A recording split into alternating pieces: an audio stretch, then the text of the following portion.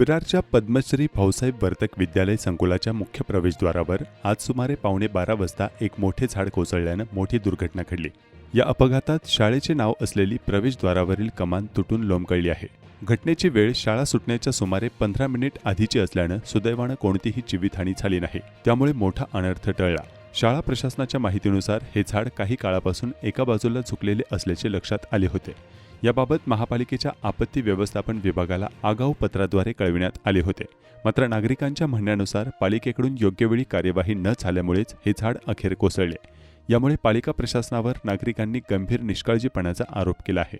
या घटनेनंतर पालिकेच्या कर्मचाऱ्यांनी तातडीने घटनास्थळी पोहोचून झाडाचे अवशेष हटविण्याचे काम सुरू केले आहे। 12:10 सुटते आणि रात्रीचा जो संततधार पाऊस चालू आहे त्यामुळे कॉलेजच्या पण लक्षात आलं की झाड पडणार आहे, तर कॉलेजने सकाळी 10 वाजता पालिकेमध्ये अर्जही दिलेला आहे, त्याची प्रतही कॉलेजकडे आहे आणि पालिकावाले का तिथपर्यंत पोहोचू शकले नाही। त्याच्या अगोदरच ती आपत्ती झालेली आहे। या आपत्तीमध्ये कोणतेही नुकसान झाले कोणालाही लागलेले नाही आणि शाळेचं कॉलेजचं नुकसान झाले तुमच्या समोर आहे की गेट पूर्ण तुटलेलं आहे।